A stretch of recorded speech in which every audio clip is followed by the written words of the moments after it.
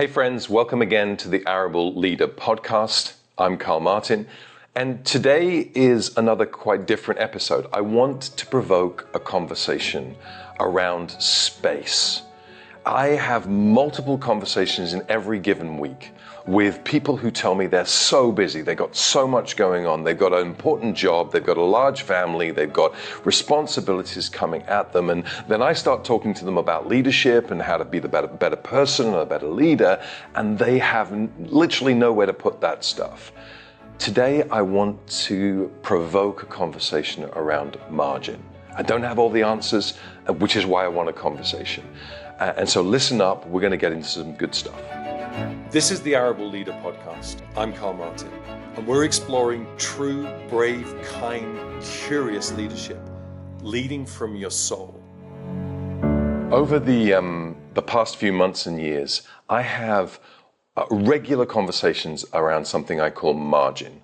People saying to me, "Oh, I love the ideas, I love the concepts, and I want to get involved and become a better leader, but I have no space. Life comes at me, my job is busy, my family is large or chaotic, my lifestyle demands a lot of me, and I don't have space.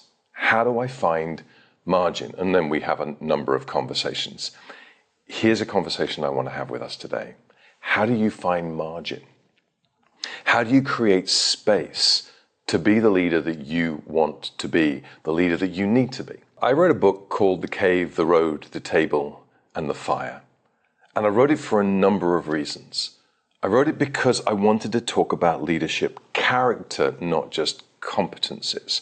I wanted to talk about how the character of a leader can bleed into competencies to make an excellent leader. I also wanted to talk about the fact that cadence is vital. You know, it's not about work-life balance or even finding your leadership flow. It's about finding a cadence or a rhythm or a pattern from which balance and flow emerge. But I also wrote the book because I believe that leadership is spatial.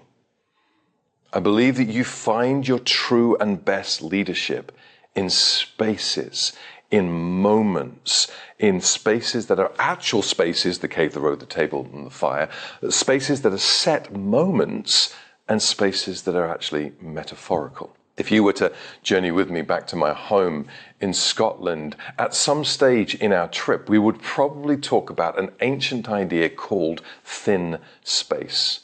The holy men and women, the Celts, they would talk about spaces, actual physical spaces, which had been so used and so worn with prayer and devotion and meditation that the veil between heaven and earth had become thin, that they could be present to the presence of the divine. When I talk about spatial, when I talk about spaces, I want to encourage you to be present to your presence. Present to your present. Present to the moments that come at you. Come at the day rather than the day coming at you. Be attentive to who you are and what you have to do rather than just be reactive to what's happening around you. The conversation I want to have is about margin.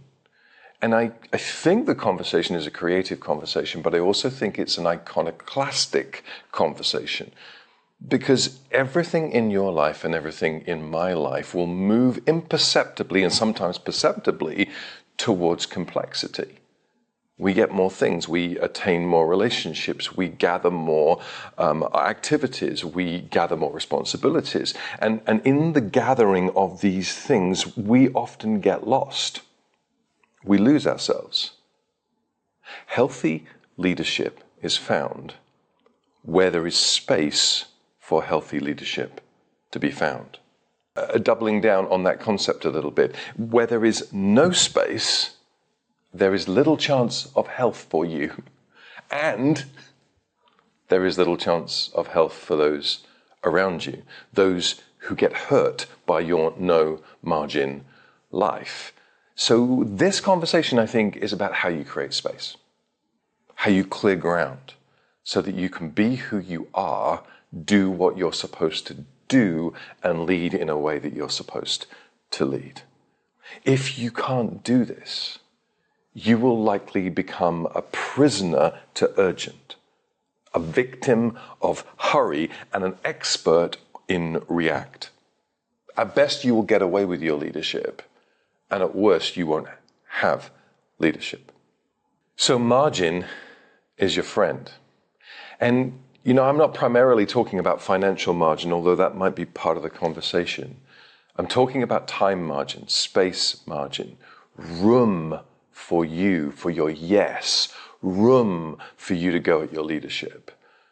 And so here are the 4 conversations I want us to have. And I really want us to have these conversations. So if you have a concept, an idea, a pushback, something to add, I would love it if we could engage in a conversation, partially because I don't have all the stuff. And secondly, because I really want to create some tools and some models to help the people that I try and help. So here are the 4 conversations. Conversation number 1 is a priority conversation. I think it also might be a focus conversation. How do you find your yes? And how do you stay connected to it? We talk a lot about your dream, your gift, your joy, finding a conversation in the middle of that purpose conversation. But how do you find yours? How do you find your yes so that it is so compelling you can then defend it with 1,000 no's? There are all these things coming at me, but it's clearly a no, no, no, no, no, because this is my yes. It's so big. And how do you practice what we might call studied neglect? So it's not that I'm going to cut that off. I'm just going to give it no more energy. I'm just not going to do that. No more oxygen to that thing because it's not my thing. What is your best investment? And where are you going to invest? And how do you pull back investment from the things that are no longer your thing? The first conversation is a priority conversation, a focus conversation. The second conversation I want to have is a humility conversation or a help me conversation.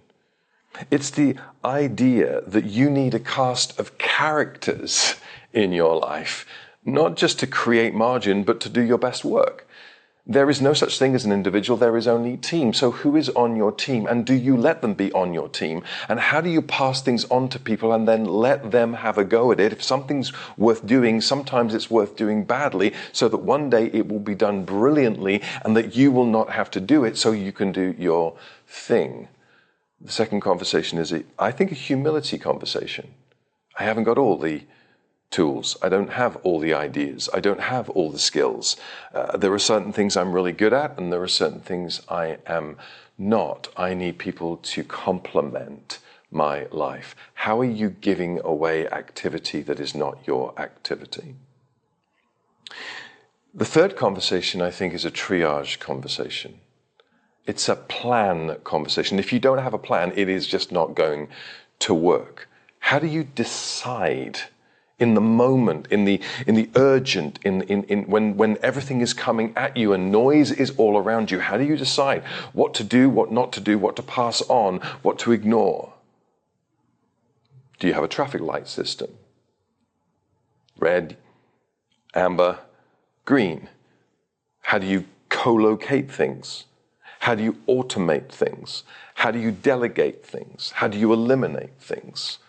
Do you use Eisenhower's window, the urgent and the important, or do you have a different way of understanding how to categorize the things that are coming at you so you might do the thing that is only for you?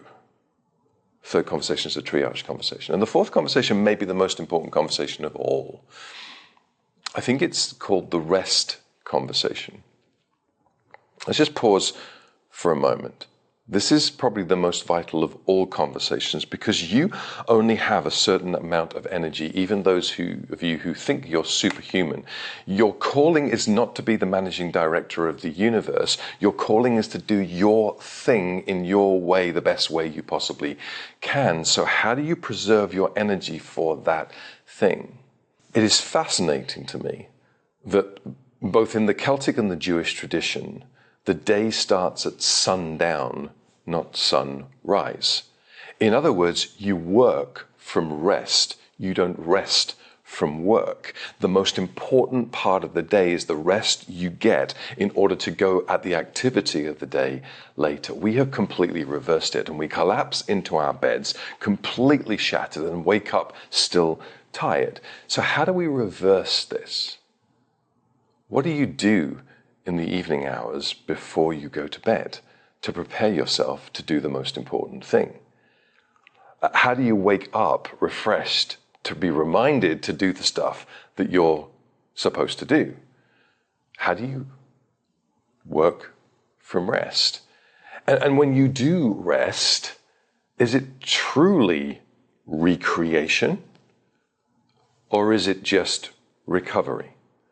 Because if it's just recovery, it is a diminishing set of returns.